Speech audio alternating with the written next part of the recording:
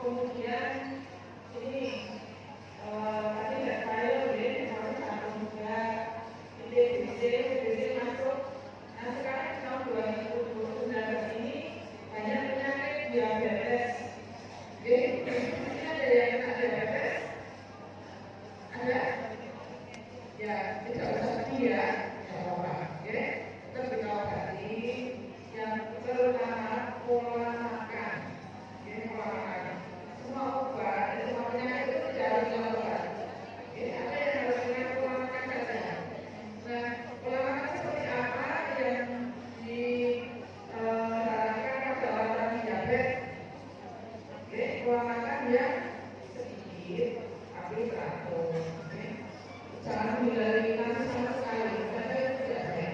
Oke, nah kira-kira ibu ada yang tahu nggak ada diabetes atau bukan? Tahu nggak? Untuk biar apa sebenarnya?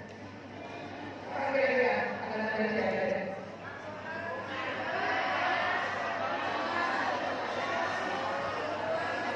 Ada banyak.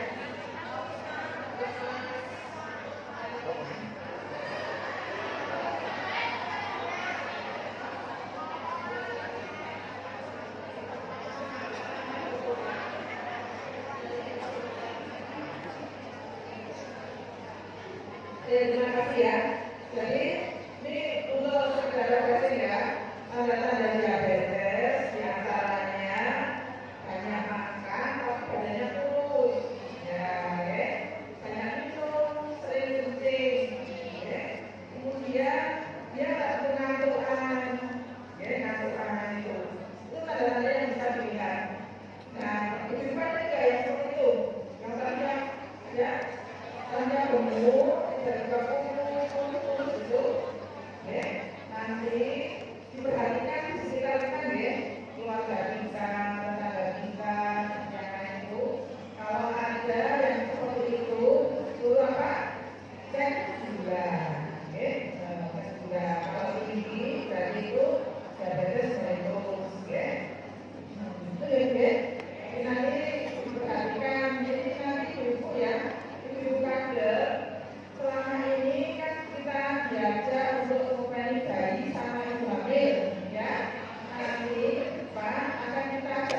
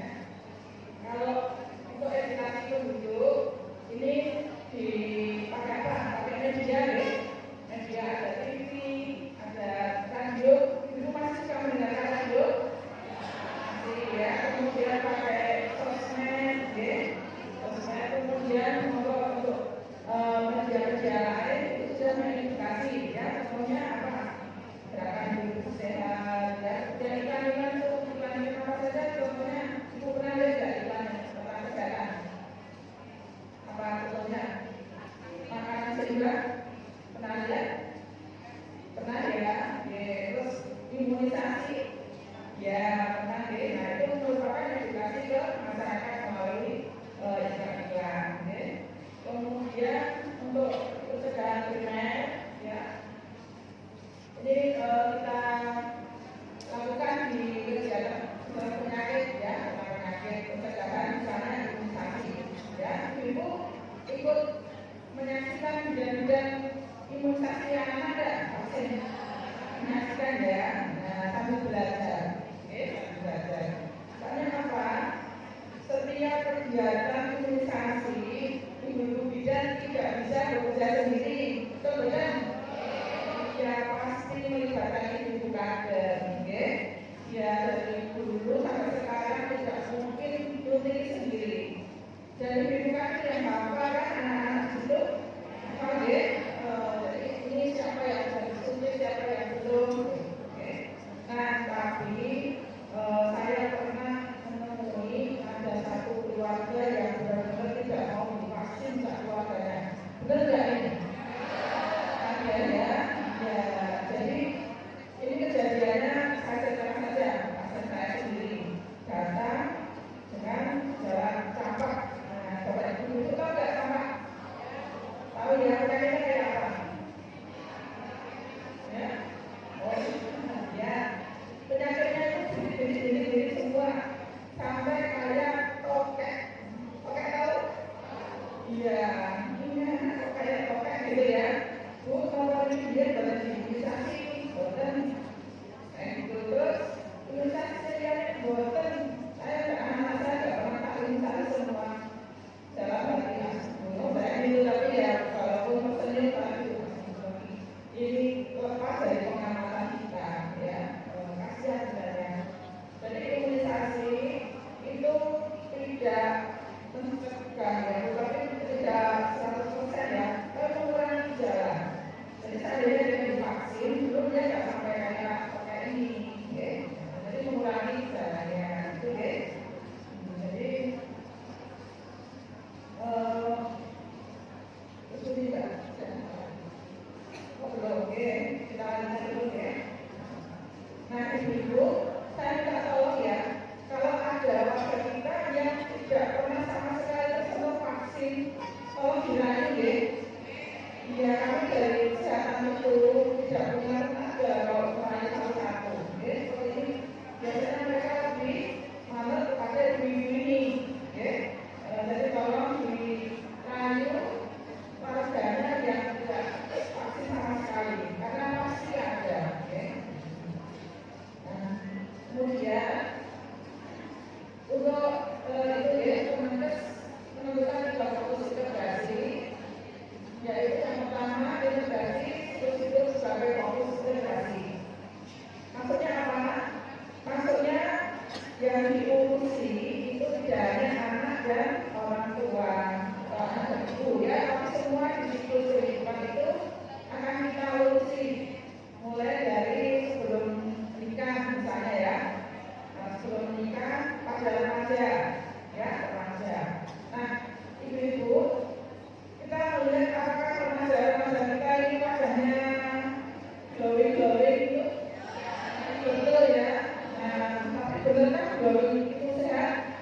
Belum tentu ya, karena biasanya badan dia itu anemi, pakai aneminya jadi putih ya. Itu yang harus kita waspadai. Kenapa? Karena remaja-remaja putih ini nanti sebentar lagi kan akan melahirkan, ya. Dan menikahnya apa? Tapi dia akan melahirkan kan? Dia harus menjadi ibu yang sehat, yang tidak anemia. Ya. Ini dari remaja. Kemudian waktu mau menikah, ya dia kan harus daftar dulu ya sebagai calon pengantin.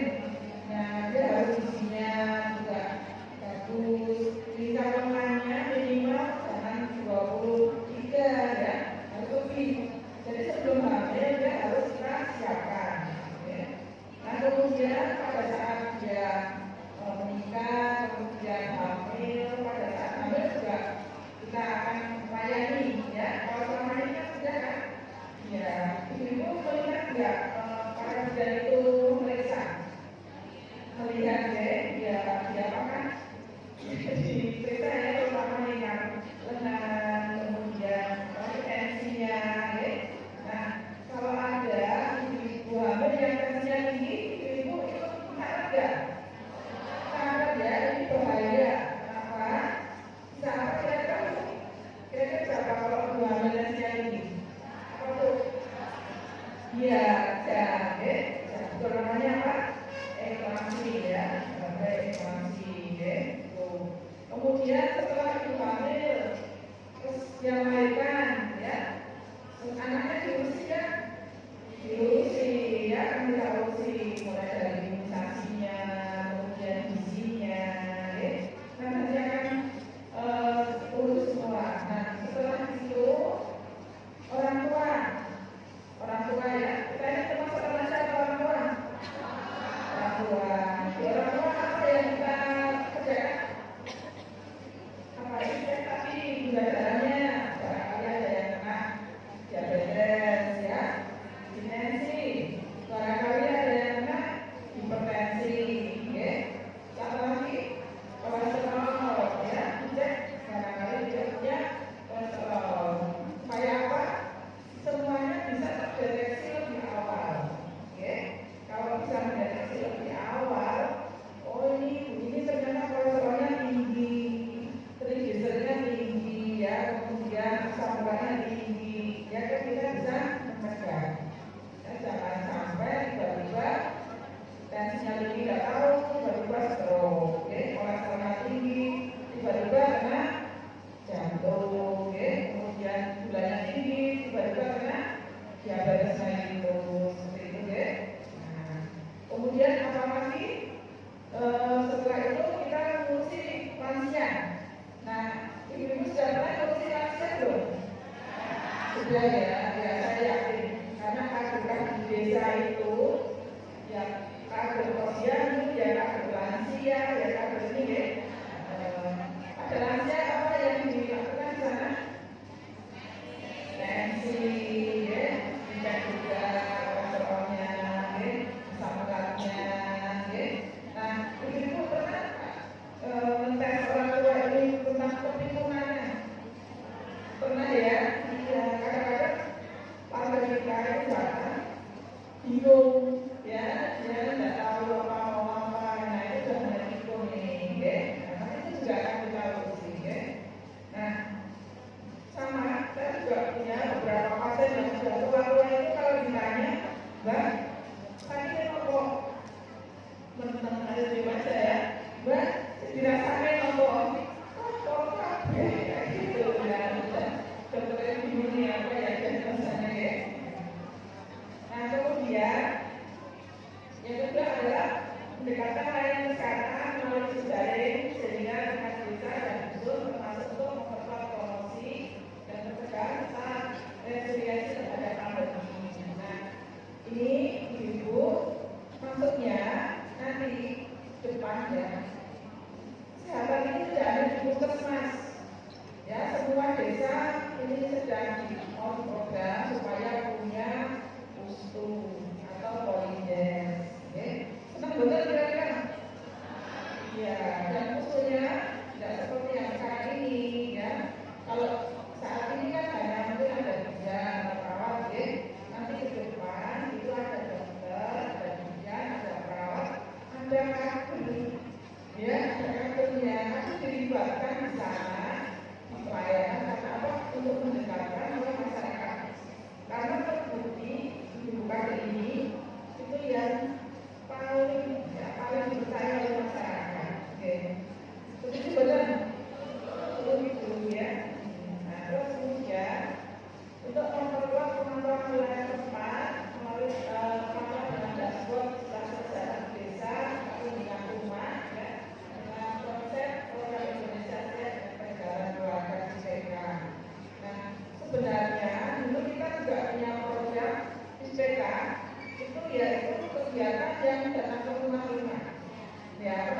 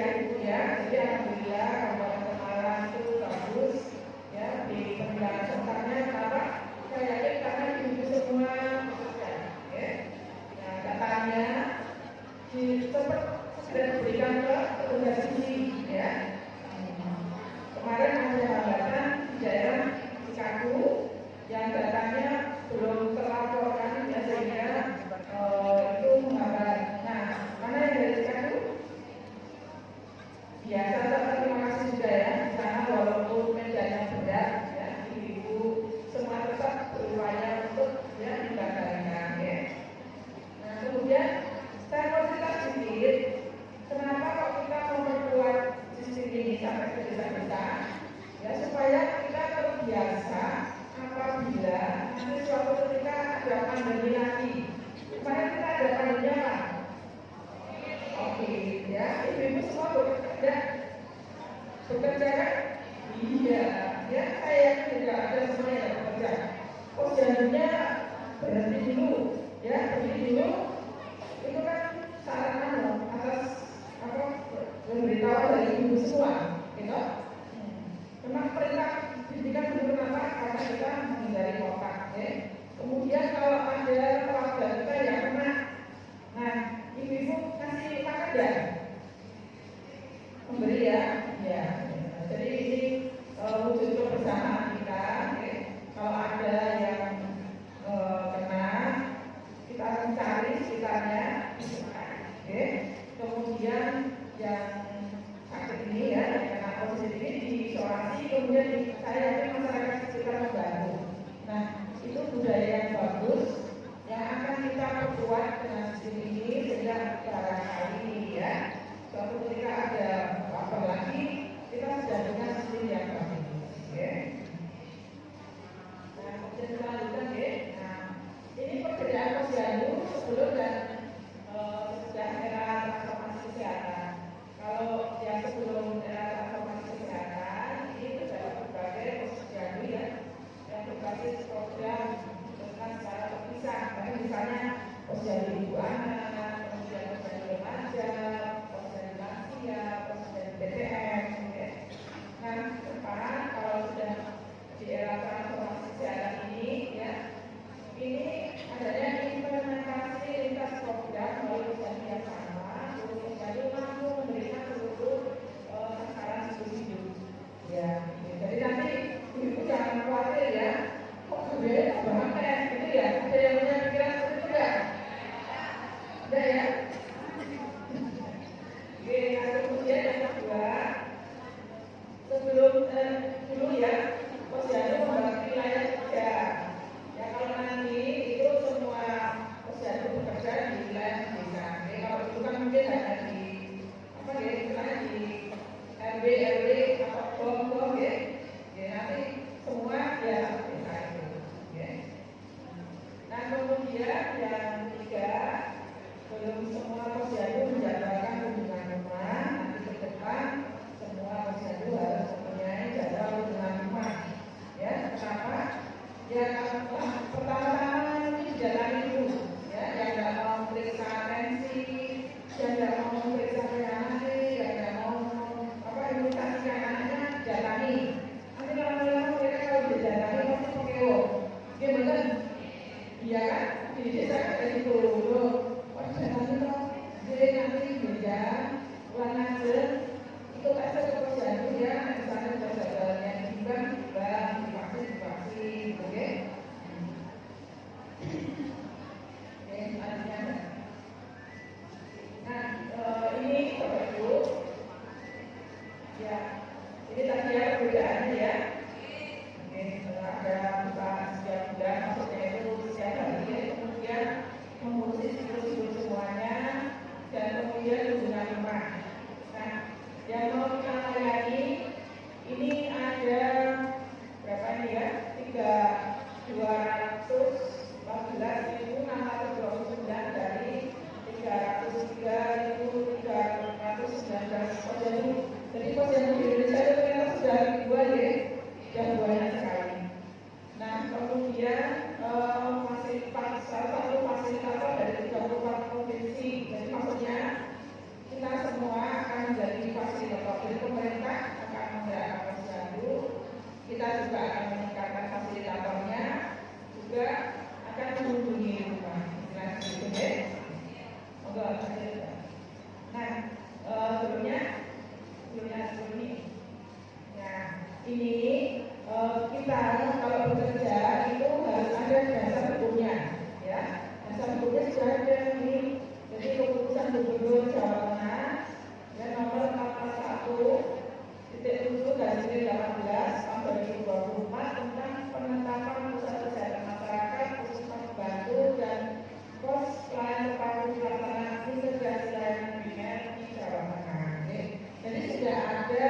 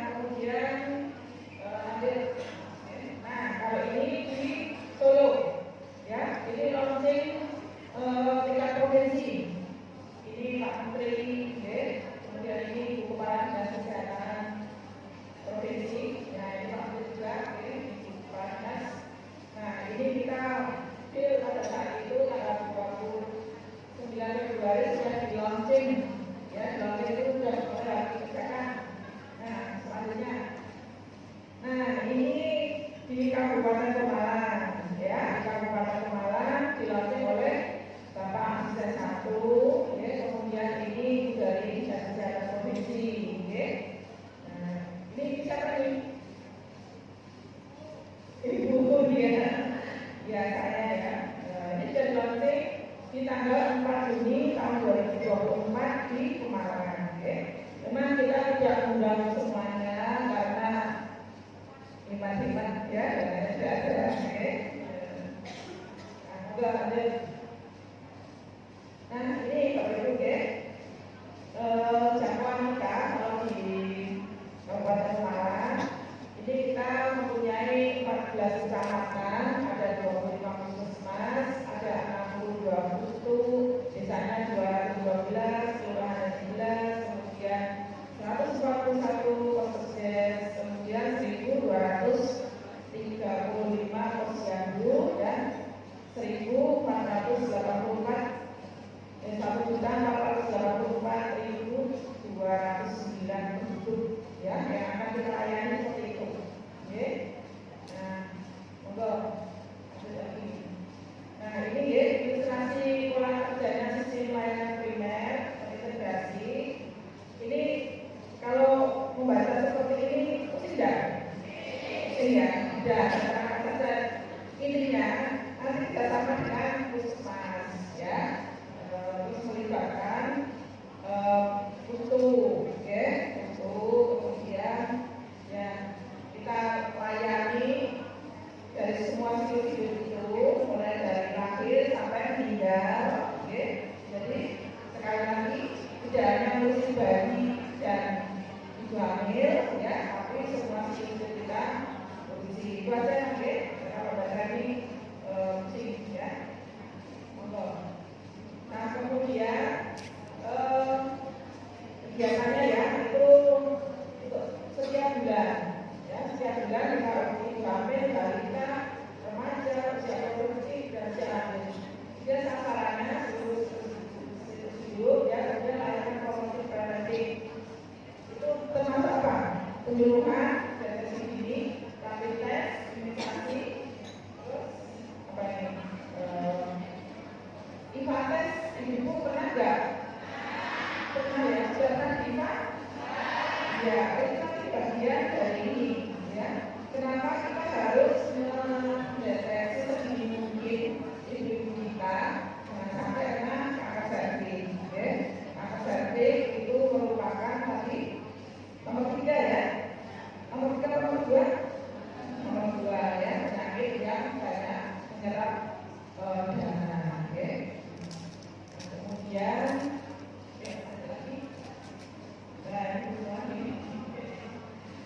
ini kegiatan-kegiatan yang dilakukan, ya. Misalnya kalau ibu hamil atau bersalin itu yang dilakukan apa? Misalnya ANC, okay. ANC, antenatal care, okay. Periksanya berapa kali ibu kalau hamil itu? Ya. Berapa kali wajib diberesin? Ya, ibu sudah beres semua ya. Ibu semua sudah beres ya. Sudah bayar atau tidak? Bayar. Kok bayar? Bayar tidak gratis ya. Kalau yang ya.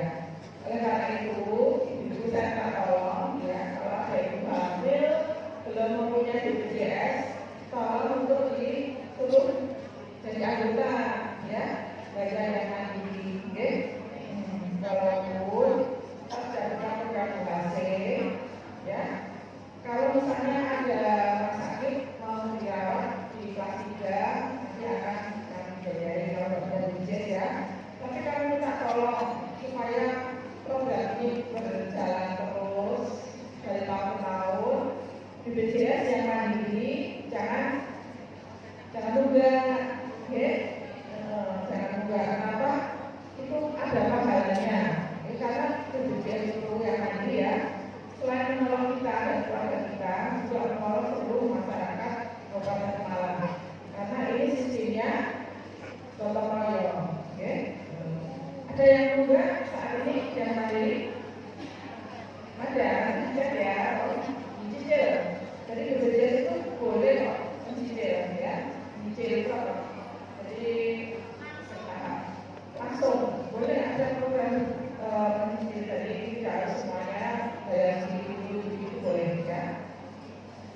Nah kemudian untuk anak-anak ya, anak-anak dan kelas sekolah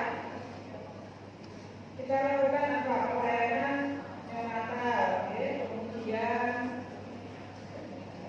apa saja ya?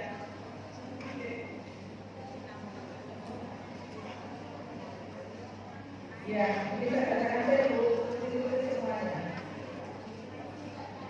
Nah, kelas ibu, kelas balita. Ini ibu semua punya kelas balita? Ya, apa yang dilakukan? Balitanya diajak kumpul-kumpul ya, ditimbang ya, kemudian ya dibuat pembina ya.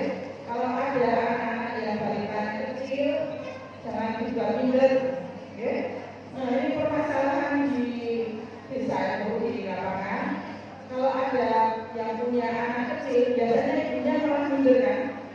Akhirnya dia tidak mau datang ke posyandu, ya. Nah ini dia jalan ke kelas balita. Ya. Setiap desa ada, ya siapa yang membiayai? Desa atau puskesmas? Puskesmas, ya. Itu program yang bagus. Oleh karena itu, monggo Pak Kepala Desanya diiringi ya. Pak, buat bikin pas ibu hamil pakai dana desa sih Pak, gitu ya. Ada ya? Iya, oke, ya. Terima kasih ya. Jadi alhamdulillah desa sudah mulai tidak semangat ya. Oke, kenapa? Itu program yang mengenal langsung mengenal ke anak-anak kita, oke. Kemudian di tempat kita pelayanan bagi beberapa akhirnya. Nah, ibu-ibu, kalau misalnya ada bayi yang lahirnya rendah, ibu kira-kira tahu nggak? Tahu ya? Jadi kalau misalnya bayi itu lahirnya di bawah 2 kilo ya, itu biasanya kan pembinanya memberitahu itu ya, supaya dilakukan pemantauan, oke? Ya, saya ucapkan terima kasih sekali lagi. Nah, kira-kira kalau ada bayi yang berat badannya lahir rendah, kemudian kuning, ibu lapor nggak? Lapor ya. Oke. Kenapa sih kok bisa kuning? Ya, kurang ya, yaitu hatinya itu livernya belum sempurna ya. Jadi kadang-kadang jadi kuning, ya. Tapi kalau dilakukan ya, ya. Terus kemudian pengambilan sampel SHK. Ibu tahu nggak ini? Ya, screening hipotiroid, ya. Untuk apa? Kira-kira untuk apa ini? Dari mencapai sodros deteksi untuk apa? Supaya dia tidak menjadi hipotiroid, ya. Hipotiroid itu penyakit apa ini? Penyakit gondok. Gondok tahu gondok enggak? Gondok apa gondok? Gondok ya. Kalau gondok itu yang tinggi, ya. Kalau gondok itu yang di leher, ya. Supaya anak-anak kita kalau misalnya dia ada potensi untuk kekurangan tiroid, ya, dia bisa terdeteksi, ya. Jadi saya juga minta tolong ibu-ibu ya, sampaikan ke ibu-ibu hamil, kok bayinya lahir dicoblos apa ya, gitu ya. Kenapa? Karena ini untuk mendeteksi, jangan-jangan anaknya tiroid, ya. Kalau tiroid nanti apa? Rambutnya nanti rontok, ya. Nanti jadi anaknya nggak pintar, ya. Jadi nggak cerdas. Nah, nanti diobati kalau sudah ketahuan itu tiroid, nanti akan diobati ya supaya anaknya pintar, ya. Kemudian pemantauan pertumbuhan dan perkembangan. Nah, ibu suka membaca-baca nggak untuk buku KIA? Apa mama sudah nggak pernah baca ya? Oh, di sana kan ada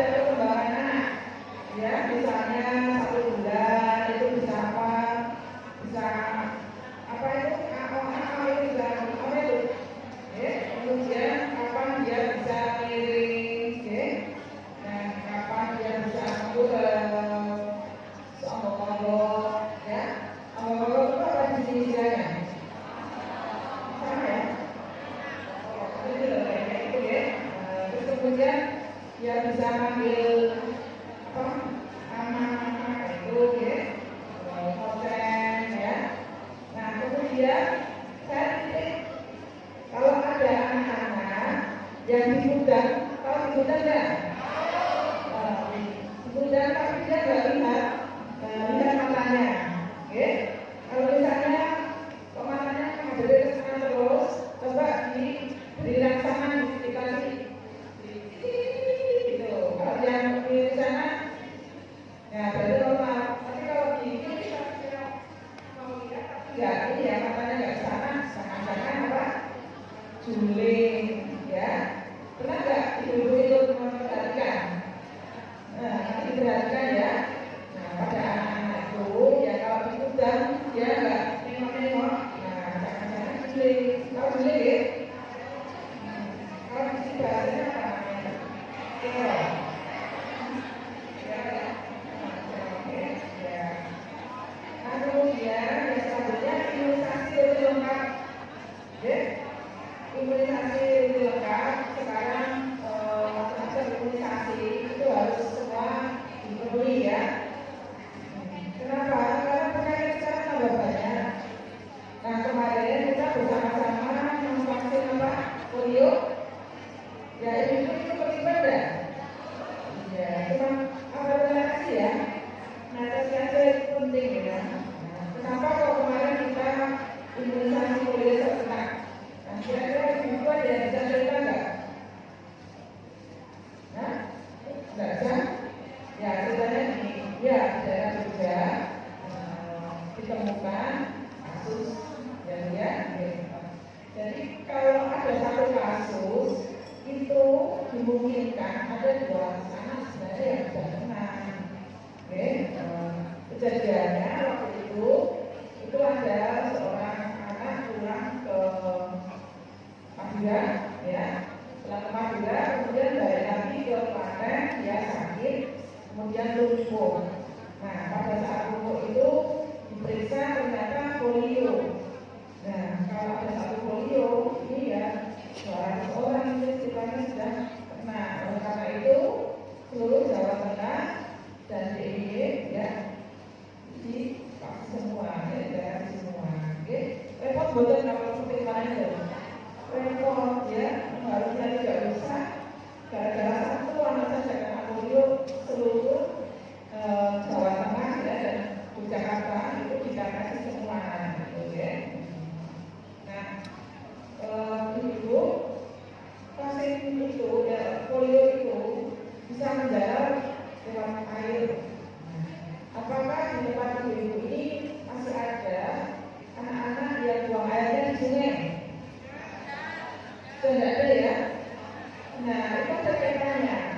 Kalau anak itu kena polio, ya apalagi dia sehat, buang air besar di sungai, air di sungai itu tercemar virus polio. Oke, nanti akan menular yang lain. Oleh karena itu, ya kita semua sekarang kalau buang air besar harus di WC, ya. Kenapa kok harus di WC? Pentingnya itu supaya nggak menular, ya. Nah, kemudian pemberian vitamin A dan obat cacing. Ibu melakukan ini. Ya, bulan apa? Ya. Kalau vitamin A bisa kasih apa? Jadi yang kasih. Ya, saya kasih obat ya. Sambil foto itu nanti kalau besar kegiatan itu lebih sama saya kasih vitamin A. Ya. Nah kemudian ini ya rujukan untuk baik protein, androgen, gizi kurang dan gizi buruk serta stunting. Ya saya yakin ibu semua sudah melakukan ini. Okay? Jadi kalau imbang itu tidak hanya sekedar imbang ya. Nah saya ajak ibu sekarang mulai memperhatikan. Misalnya kalau tidak naik-naik nih 3 bulan berturut-turut. Nah, patut dicurigai enggak? Iya, ya jangan sampai ya menuju ke stunting. Kalau sudah stunting itu susah memang mau diapakan ya. Paling tidak kalau sudah sakit, nanti ya sakit ya.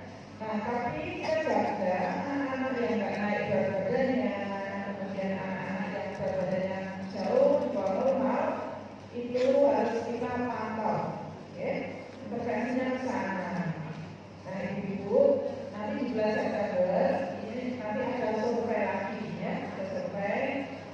Anak-anak balita kita itu akan disurvei lagi untuk menentukan berapa sih stunting yang ada di Kabupaten Malang ini. Ya. Kemarin kita tahun 2023 itu 19% dan di tahun 2024 kemarin Februari dan turun ya menjadi 15%. Ini semua berkat kerja ibu semua. Ya. Tidak ada kan yang tidak mengenai balita. Ya, kita banyak mendapatkan penghargaan itu karena kerja ibu semua. Oke, oleh karena itu saya ucapkan terima kasih dan tepuk tangan untuk kita semua. Ini satu mungkin betul ini untuk balita kita dan kita mendapatkan beberapa penghargaan itu. Dan nanti di bulan September ini akan disurvei lagi ya. Mudah-mudahan balita kita sudah turun lagi. Target kita berapa? Saya tahu 14 ya, semoga tercapai ya. Dan kemudian manajemen terpadu balita sakit ini juga kita melakukan ya. Jadi kita punya alat ya. Nanti kapan-kapan ibu kalau langsung tanya sih alat itu bisa deteksi seperti apa sih balita sakit ini ya. Contohnya kalau penyakit apa nih? Broncopneumonia itu tahu nggak? Apa radang paru-paru ya, radang paru-paru. Nah, yang patut dikhawatirkan kalau anaknya apa itu? Sesak ya. Tahu nggak kalau anaknya sesak? Ya kan tidak bisa ngomong kan? Yang paling sesak jalannya apa kira-kira? Kalau ini di apa namanya ya di atas tenggorokan ini kayak tarik-tarik itu ya, kalau balita kan tidak bisa ngomong dia bisa. Nah, kalau ada balita yang seperti itu berarti dia sesak ya. Apalagi dia hidungnya sudah kembang kempis ini hidungnya ya. Hidungnya ini kembang itu berarti sesak banget ya. Kalau sudah seperti itu tolong ya bawa ke rumah sakit ya. Jadi kan balita sekali lagi ya, itu kan bisa nangis ya, bukan sesek di macam, oke? Nah, saya tak tolong ibu kalau ada tetangga atau saudara kita yang seperti itu untuk segera dibawa ke rumah sakit ya. Nah kemudian kasus TBC ya,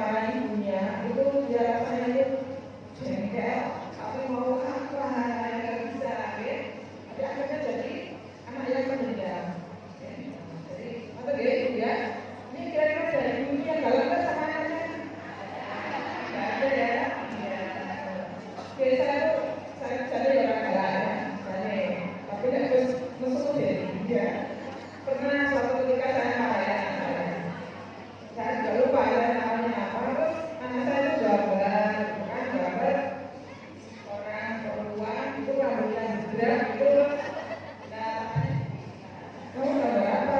Gitu kan? Ini gambar mama marah. Jadi tadi gambarnya rambutnya juga kayak gitu. Jadi dia masih kecil, masih TK, tapi membekas sekali. Oh, ya berarti saya harus hati-hati ya kalau marah di depan anak itu ya. Sekarang dia menangkap, ya, dan dia bisa menguatkan di tulisan, gitu ya. Jadi sekali lagi untuk masalah kekerasan terhadap perempuan dan anak-anak itu kita mulai dari kita dulu ya.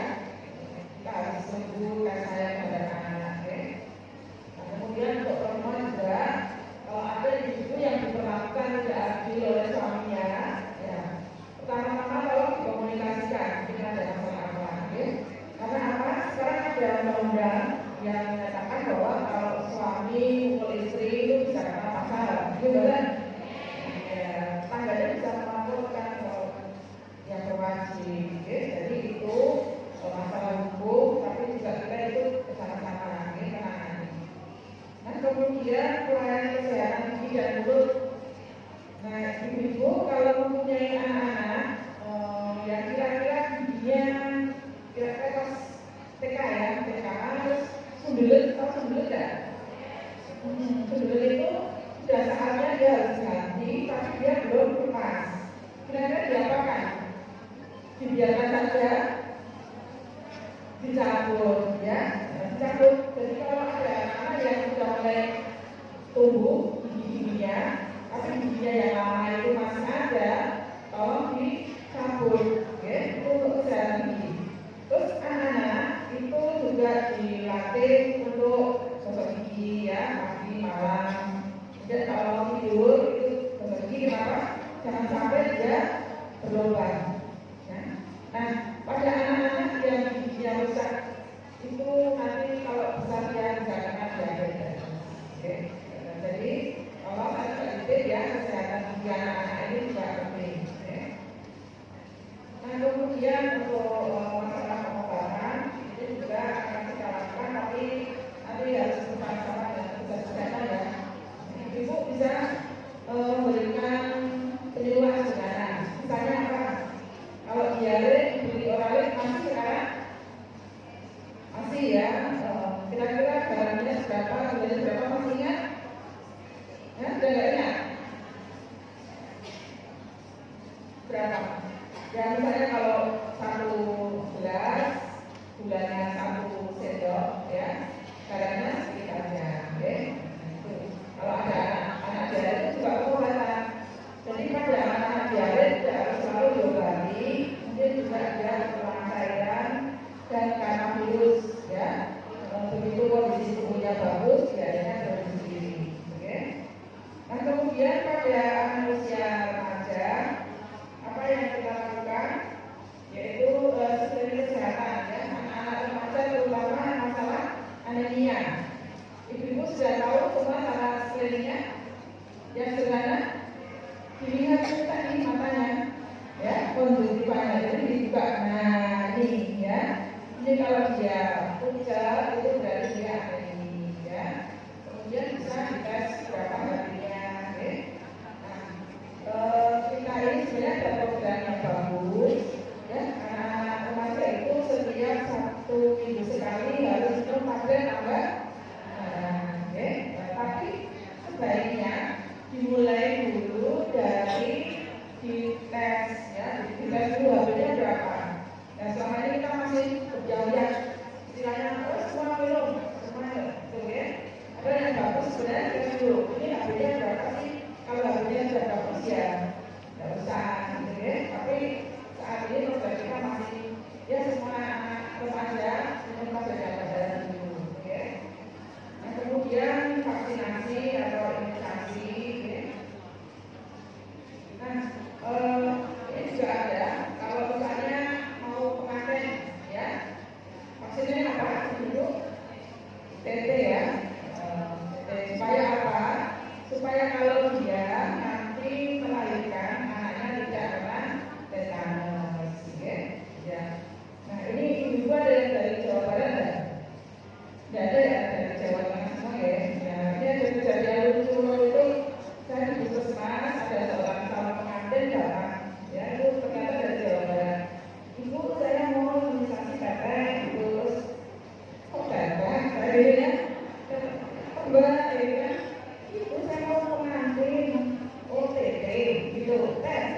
Kalau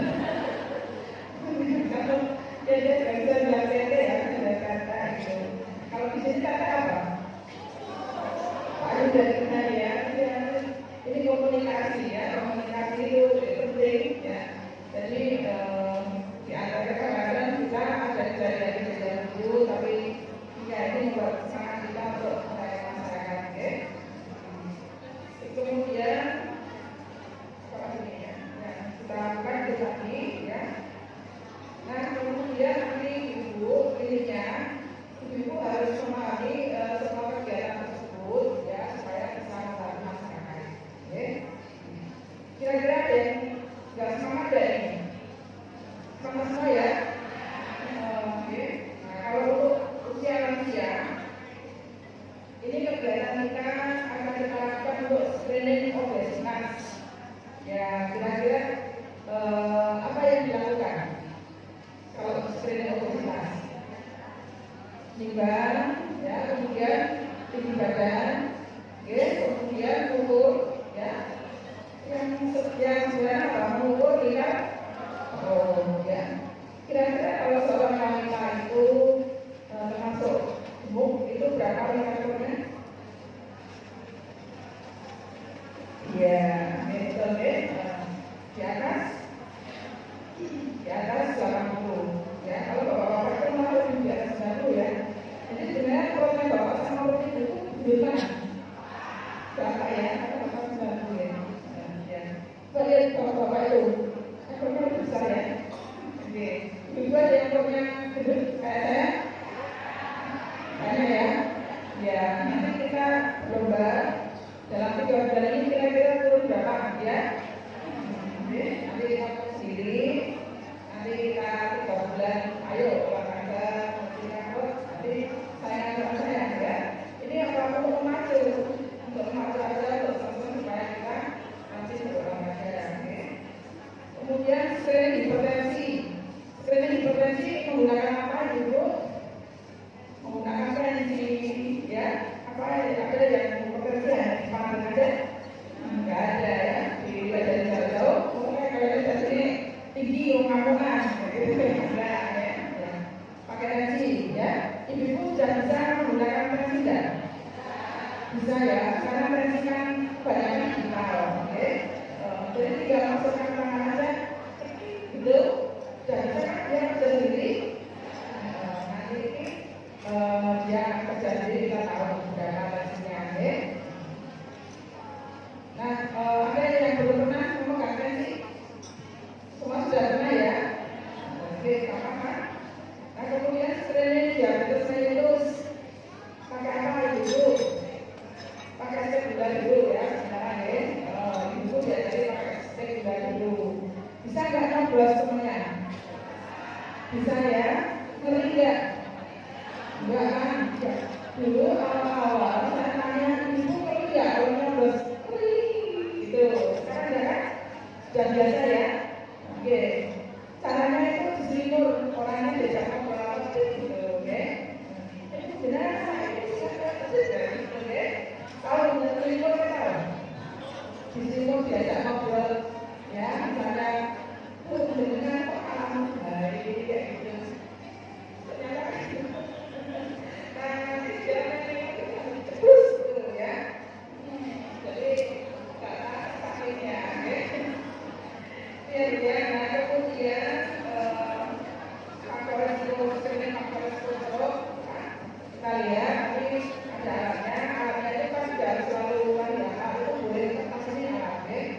Apakah dia hipertensi, apakah dia kolesterol tinggi, ada itu ada resiko dokter. Termasuk resiko jantung ya, jantung. Nah, ibu di sini kira-kira ada nggak yang kalau jalan itu sudah mengger-ger? Mengger-ger apa?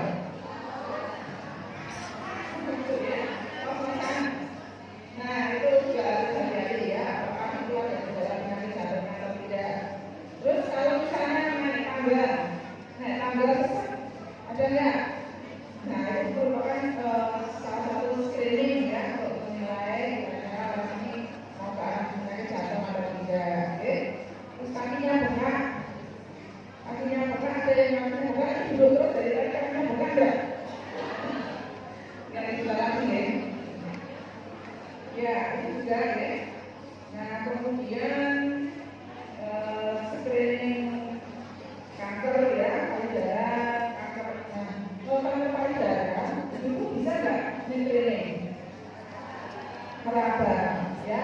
Kalau yang meraba mau, kalau nggak mau, suruh meraba sendiri, ya. Coba bu, ya, diraba.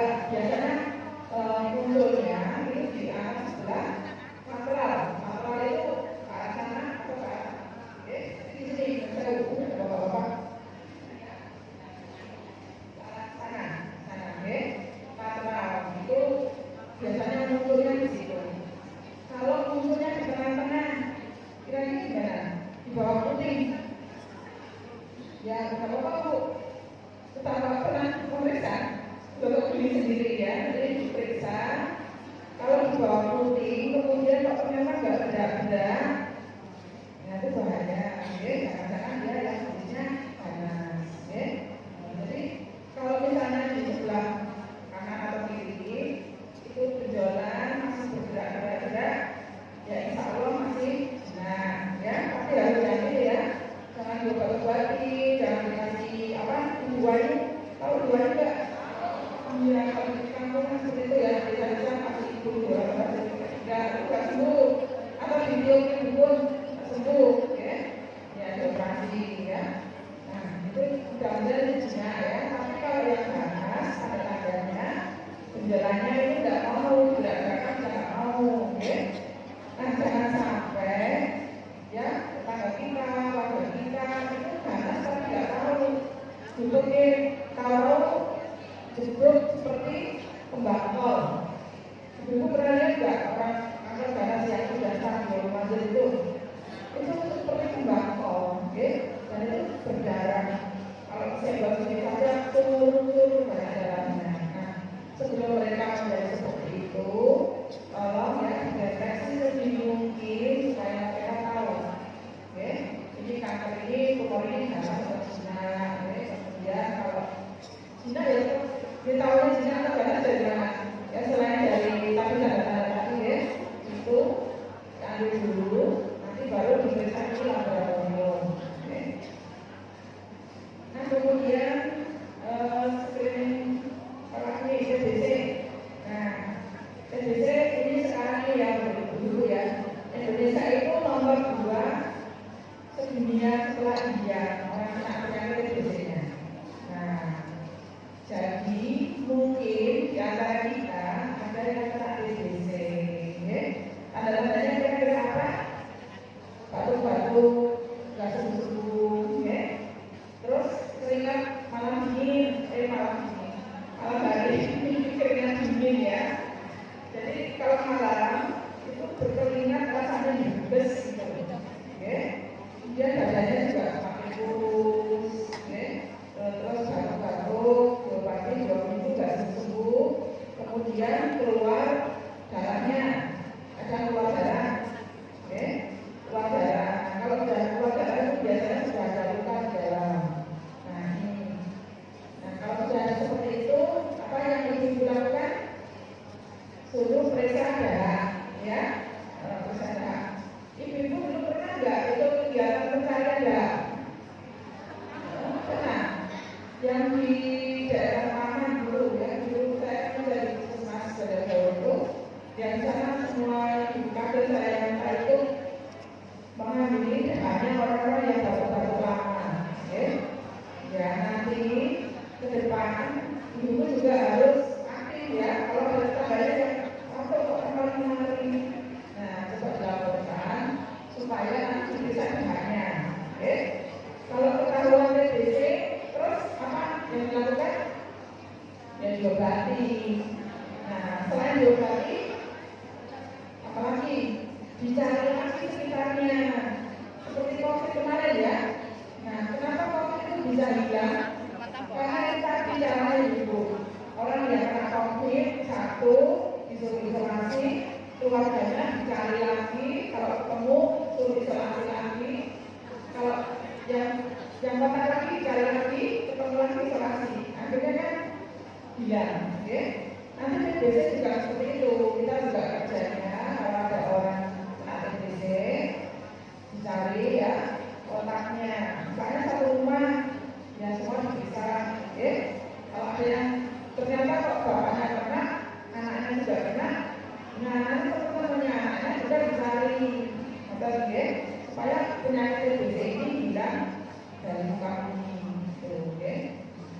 Nah, nanti kapan-kapan ibu akan kami ajak ya untuk ini khusus, jadi kami tidak mengundang wali kader dan pencarian data itu ada ya. Ada yang sudah pernah ikut keluarga? Sudah ya? Sudah banyak ibu yang sudah ikut ya. Tapi selain mencari data, juga mencari kontak ya, kontaknya dari keluarga kita, tangganya, siapa itu cari supaya apa? Ketemu lagi berganti ya, lama-lama hilang ya. Nah kemudian screening indera penglihatan. Nah ibu-ibu di sini saya lihat tidak banyak yang pakai kacamata ya. Tapi saya lihat dari anak-anak kita itu banyak sekarang yang sudah mulai pakai kacamata. Kira-kira penyebabnya apa? Capek ya, kita jadi capek itu ya lama-lama namanya ya kalau yang ibu sudah di atas 5 tahun apa plus ya, kalau dia tulisan tidak jelas ya ini ya, oke. Nah ibu kalau melihat ada tetangganya atau siapa saja deh ya kalau baca kayak gini, nah itu masih plus, oke. Ada juga yang sering beris, oke. Sering beris itu ya akuran itu ini sama plus, oke. Nah itu kacamatanya juga khusus. Nah monggo di screening, kenapa harus segera diobati dan jangan sampai dia lama-lama tidak bisa melihat, oke. Kalau ini tambah banyaknya, kalau terus ya tambah banyaknya, itu kita screening nanti kapan-kapan kita akan ajar juga ya untuk melihat. Ada yang sudah pernah dilatih? Belum ya? Ya, yang selama ini kita latih itu dulu supaya bisa mendeteksi anak-anak itu terkena atau tidak ya. Terus kemudian screening kebugaran. Kira-kira kalau ibu ngetes kebugaran pakai apa? Pakai apa yang kira-kira? Lari. Kalau ibu tua ya jalan, oke? Nah, ada yang sudah pernah keliling stadion motor? Pernah ya? Nah, kalau di tes kebugarannya monggo di apa mungkin lari itu 4 kali ya. Kalau bisa ya, itu berarti ya bugar ya. Kemudian kalau orang naik haji itu kan juga tes kebugarannya ya. Ibu mengikuti juga kalau ada orang naik haji tes kebugarannya? Belum ya? Oke. Nah, di sana ada lari, ada naik tangga, turun tangga, naik tangga, turun tangga kayak gitu ya. Itu kan kebugaran. Kemudian tes rapor. Nah, kemudian ini kalau screening perempuan itu pakainya ini, pakainya juga bisa pakai alat ini ya. Kita tanya biasanya orang-orang yang mendapatkan kemampuan tidak baik dari suaminya atau biasanya dia tidak cerita, ya. Jadi misalnya kalau menghubungi suaminya itu ada yang cerita, nggak ada. Nanti kita bisa istilahnya dia mengungkapkan ya supaya apa? Supaya tidak terjadi lagi kekerasan rumah tangga, oke. Nah kemudian pelayanan kesehatan reproduksi bagi calon pengantin. Ini kan juga ibu perlu kita bekali dengan pengetahuan mengenai masalah reproduksi, ya. Nah, kira-kira dalam bayangan ibu apa? Ibu sudah pernah nggak melihat gambaran rahim kita, kandung telur, dan pernah bisa gambar nggak? Belum bisa ya. Dan coba nanti ada ya sebelum pelatihan kita browsing juga. Sebenarnya letaknya rahim kita di mana sih? Di perut. Nah itu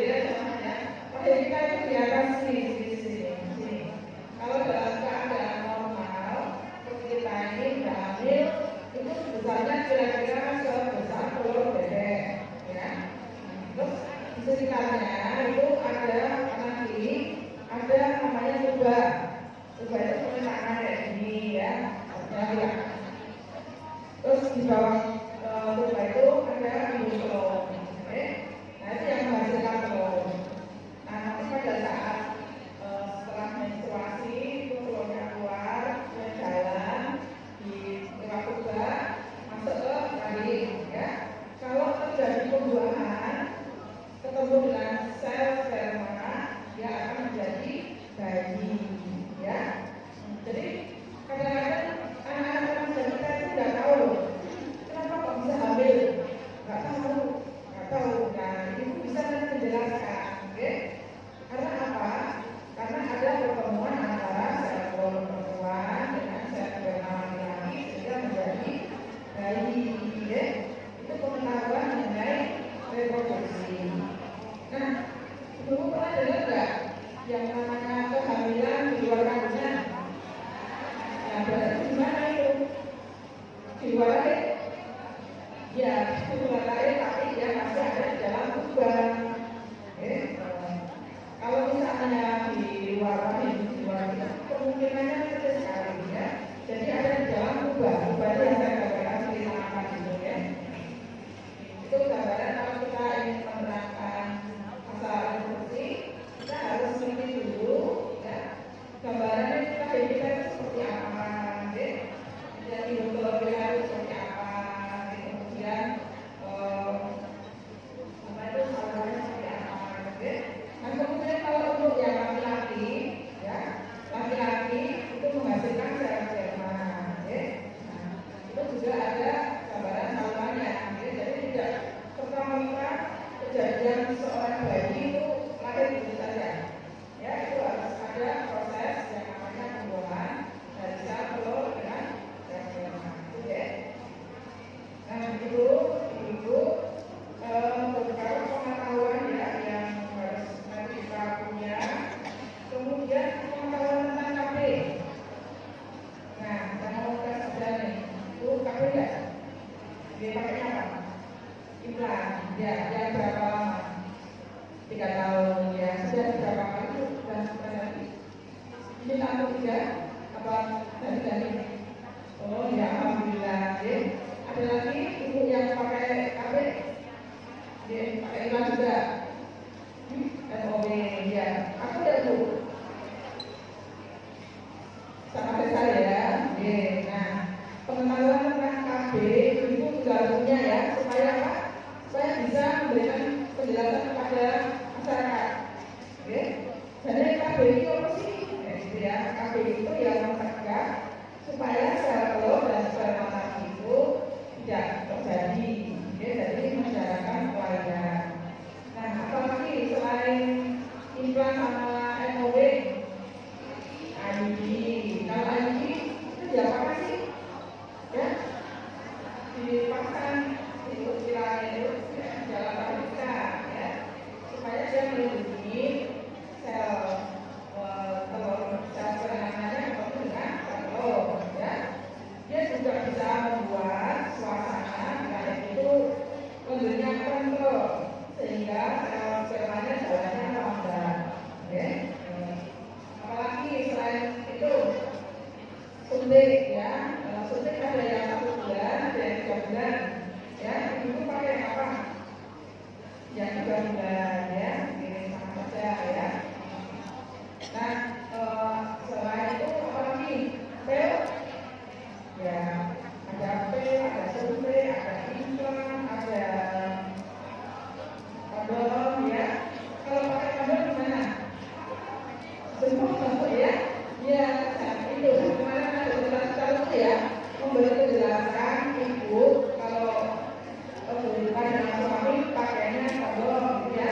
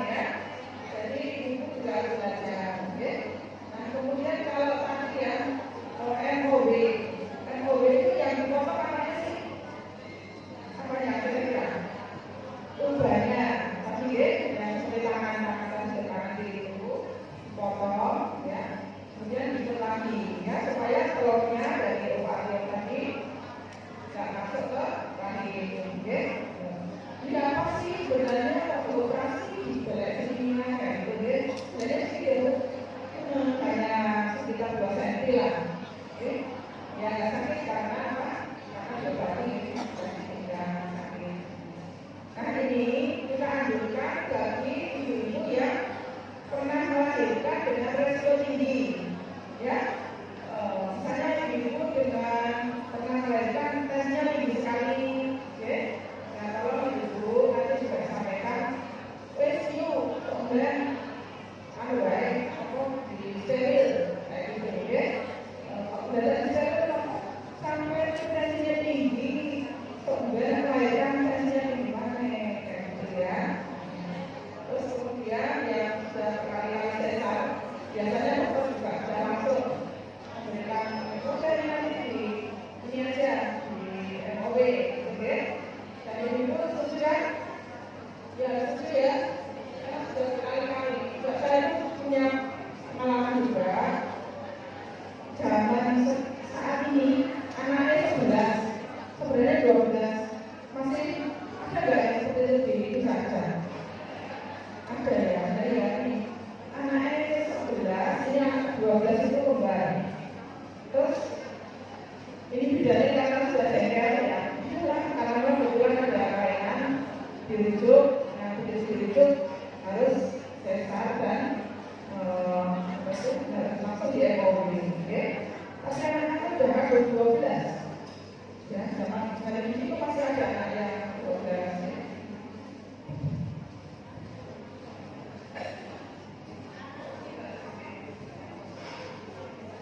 Oke, ada kabar baik, ibu. Kita dulu ya. Sebenarnya materinya juga kita sedikit kok ya. Intinya itu nanti akan dikasih keterampilan mengenai sejarah kader. Saya yakin ini keterampilan yang ibu semua sudah bisa semua. Contohnya apa? Limbah bayi, ada yang belum bisa juga sudah bisa ya. Kemudian ukur tinggi badan tadi bisa ya, tapi hati-hati ya, maksudnya tenanan ya. Kemarin saya baru rapat di Surabaya, itu saya dilihatkan hasil penimbangan dan pengukuran tinggi badan ya. Kalau berat badan itu bisa turun bisa naik ya, tapi kan tinggi badan nggak bisa turun nih ya. Itu di situ ada, itu apa nih? Tinggi badan kok turun gitu ya. Nah jadi mungkin yang limbah berbeda orang ya. Jadi kalau limbah dilakukan benar-benar pakai alat yang sudah kita berikan itu ya, ini ya, itu sudah standar ya. Nah jadi intinya ibu nanti ibu akan dilatih 25 percakapan mengenai tampilan kader ya. Nah dari 25 itu saat ini itu sudah dinilai. Jadi kami secara diam-diam melalui puskesmas sudah menilai ibu tentang keterampilannya. Nanti di tanggal September ya, bulan September itu ada jadwal kader. Ibu nanti ada lagi ya. Ya kita akan senang-senang sambil berlomba-lomba, sambil itu nanti ada kegiatan pemberian hadiah bagi kader-kader yang terampil, oke? Tapi jangan lupa ya, saya kok nggak terampil. Ini penilaiannya dia menjadinya juga kita rahasiakan, ya. Ada satu ibu bimbang itu biasanya pada tahu ini ya, ini terampil, juga ini terampil, nanti ada yang menilai, oke? Tapi nanti walaupun nanti ada yang tidak mendapatkan penghargaan, jangan sedih lagi. Ini hanya untuk teman-teman saja ya. Yang penting ibu tetap nanti berkontribusi dalam pelayanan kepada masyarakat ya, melalui kegiatan-kegiatan yang sudah kita lakukan, tambahari dengan berbagai screening ya. Nanti kita akan sama-sama melakukannya, oke? Jadi ibu tidak sendirian. Nah, sekarang kabar baiknya ibu Soma dulu ya. Soma, nanti kalau pakai ternyata setengah 2 dengan mau Soma dulu. Nanti mau dahar, setelah dahar saya titik nanti kirimnya mau ditaruh di sana supaya nggak kelihatan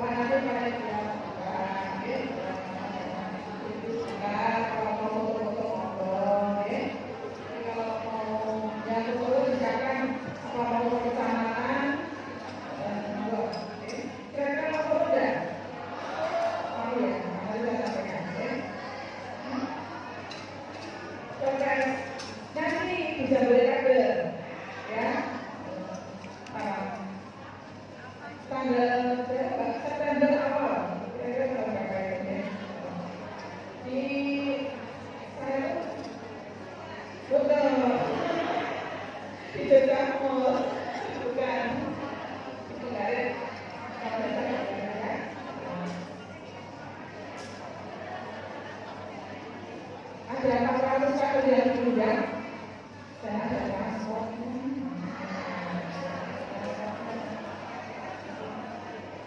Kalau 400 juga 220 desa itu berarti dari oke. Sampai kita lebih itu tanggal berapa? Oh belum dimulai sampai berapa ya? Oh minggu 3. Oh gitu. Ya terima kasih Ibu. Nanti sudah lagi karena Bapak sudah berkurang sini ya. Nah, saya juga belum. Tapi kira-kira ada yang tahu nggak saya dari mana? Ya? Saya dari Surabaya. Tapi jam setengah 6 itu saya waktunya dari pertemuan kader. Saya juga kami dapat terus sampai siap-siap betul setengah 6. Tapi saya sini ya. Di sini jangan saya lagi ya. Alhamdulillah kalau dengan ibu silaturahmi ya kita santai-santai sambil ngantuk-ngantuk boleh.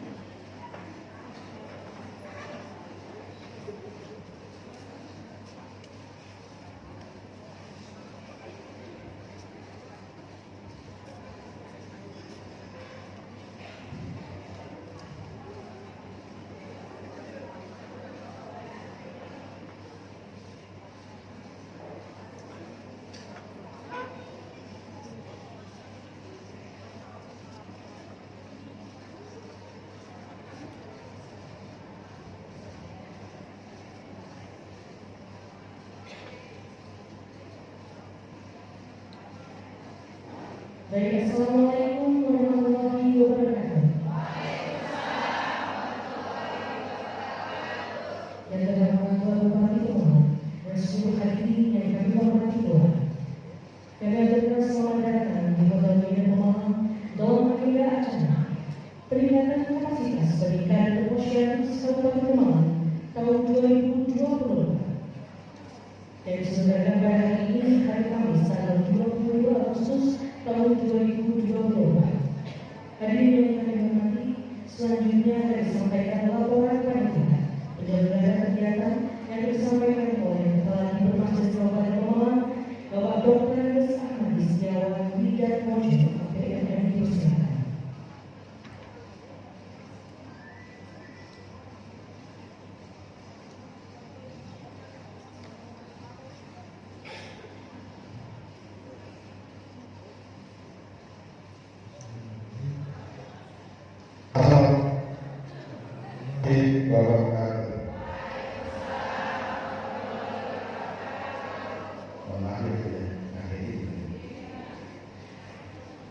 Selamat siang dan salam sejahtera bagi semuanya.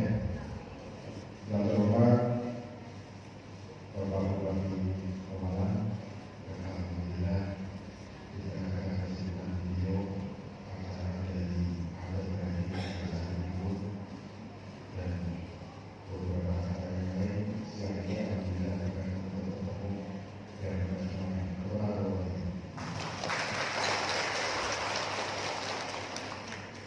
yang kami hormati Bapak Asisten Pengelolaan Desa Kabupaten Kemang selaku Ketua Pokja Posyandu Kemang, yang kami hormati Kepala Dinas Kesehatan Kabupaten Kemang,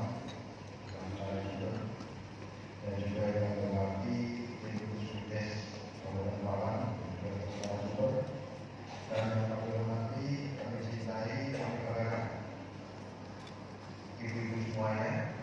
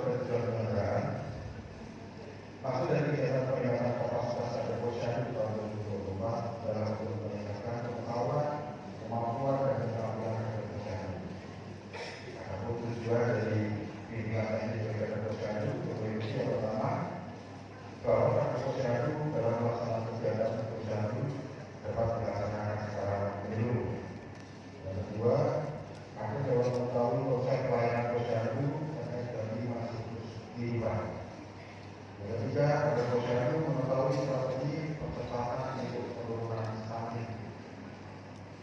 Yang keempat, kader posyandu dapat bersinergi dan kader lembaga desa perubahan tatanan lain.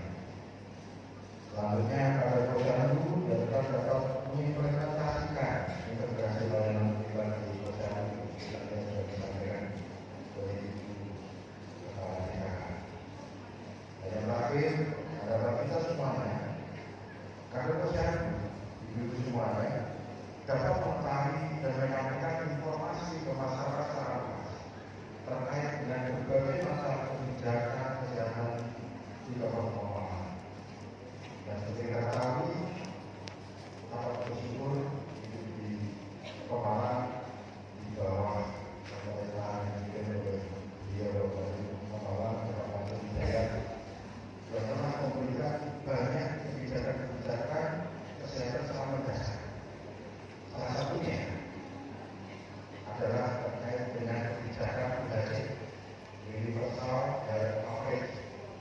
Dan alhamdulillah, Kabupaten Pemalang dengan kebijakan beliau Bupati tadi mendapatkan penghargaan langsung dari Wakil Presiden Republik Indonesia.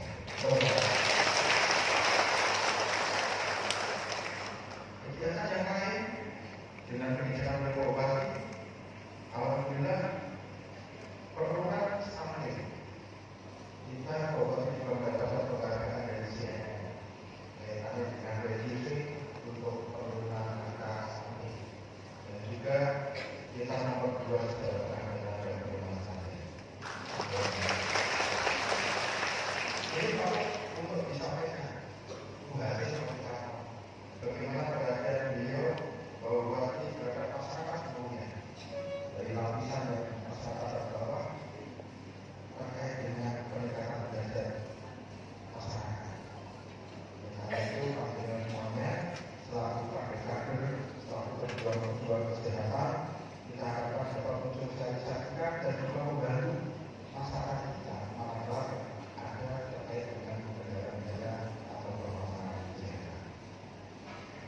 Selanjutnya kami laporkan kepada Kabupaten Pemalang bahwa peserta kegiatan peningkatan kapasitas kader posyandu Kabupaten Pemalang tahun 2024 sejumlah 223 orang yang berasal dari perwakilan kader posyandu dari 223 desa kelurahan Kabupaten Pemalang. Adapun materi yang telah disampaikan tadi yang pertama dari Dinas Kesehatan yaitu terkait dengan posyandu menuju implementasi integrasi layanan primer, dan juga dari Puskesmas yang diharapkan nantinya dapat ditingkatkan tidak teknis lainnya kaitannya dengan pengembangan digitalisasi informasi data kesehatan ibu dan balita melalui sistem. Bapak Ibu yang kami hormati, demikian apa yang dapat kami sampaikan.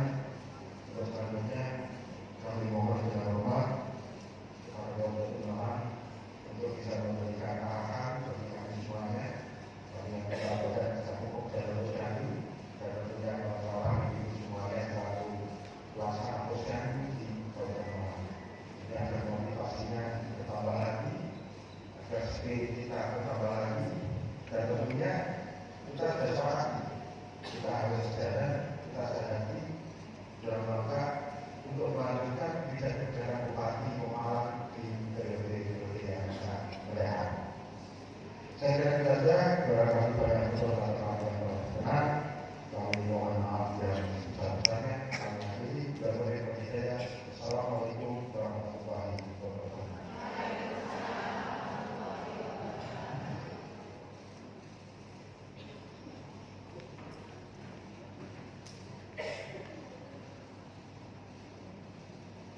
Baik, yang kami hormati, selanjutnya mari kita simak bersama arahan Bupati Pemalang dan Bapak Mansur Hidayat STM dipersilakan. Makanya saya tanya biar gak lama-lama. Belum makan ya? Kalau saya sudah makan 2 kali sih. Bismillahirrahmanirrahim. Assalamualaikum warahmatullahi wabarakatuh. Salam sejahtera bagi kita semua. Bismillahirrahmanirrahim. Wassalamualaikum warahmatullahi wabarakatuh.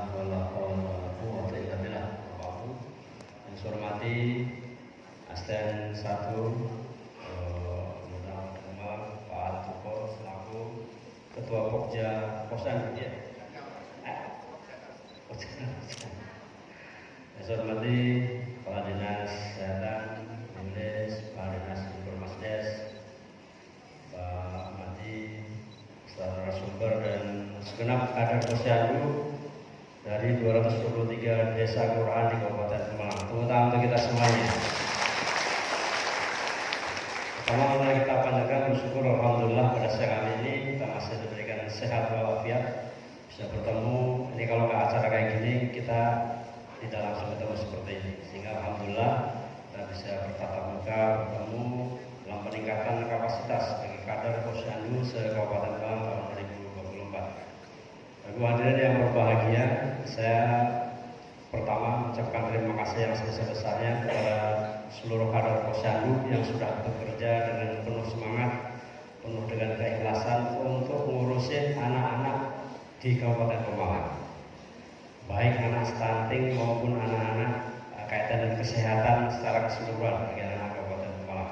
Sehingga dalam kesempatan yang baik ini saya ucapkan terima kasih yang sebesar-besarnya, sehingga dengan kerja keras panjenengan semuanya para kader posyandu ikut menurunkan angka stunting di Kabupaten Pemalang. Tepuk tangan untuk kita semuanya. Dan tahun 2003 Bapak Ibu kita itu nomor 2 terendah di Provinsi Jawa Tengah. Ini merupakan prestasi yang sangat baik untuk angka stunting di Kabupaten Pemalang. Semoga prestasinya terus kita kejar sampai target penurunan stunting di tahun 2024 12%. 14. Nggak mau 12 deh. Maunya 14. Kalau 14 sedikit lagi ya, 15,3%. 15 ya Pak ya, 15,3. Sekarang 19. Sekarang 15 kan? Sampai 14 sedikit lagi kan. Kalau 12% ya bisa lah insya Allah. Amin. Amin. Ibu yang saya hormati, banyak yang dilakukan oleh para kader-kader posyandu, tidak hanya kaitan stunting tadi, tapi kaitannya dengan kesehatan anak secara lebih keseluruhan. Karena kita butuh anak-anak kita ke depan, anak-anak yang sehat, anak-anak yang cerdas, dan anak-anak yang punya IQ yang bisa diandalkan sesuai dengan yang ada saat ini. Ibu yang saya hormati, kiranya itu tidak panjang lebar, kita ke depan era digitalisasi, sehingga ibu posyandu ini, kader-kader posyandu ini, bapak ibu kader posyandu harus ke depan harus tahu digitalisasi, harus tahu teknologi informasi. Karena ke depan tentunya pengecekan dan sebagainya sudah menggunakan alat-alat teknologi, sehingga perlu kiranya ada pendidikan-pendidikan yang kaitannya dengan digitalisasi. Kiranya itu Bapak Ibu semuanya, terima kasih atas segala perhatiannya. Billahi taufiq wal hidayah. Assalamualaikum warahmatullahi wabarakatuh.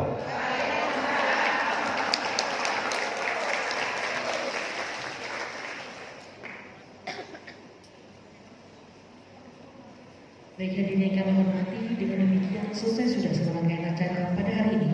Kami ucapkan terima kasih atas segala perhatiannya. Wassalamualaikum warahmatullahi wabarakatuh. Mohon izin Bapak untuk foto bersama. Untuk ibu-ibu bisa dimohon berdiri. Tapi tempat di depan.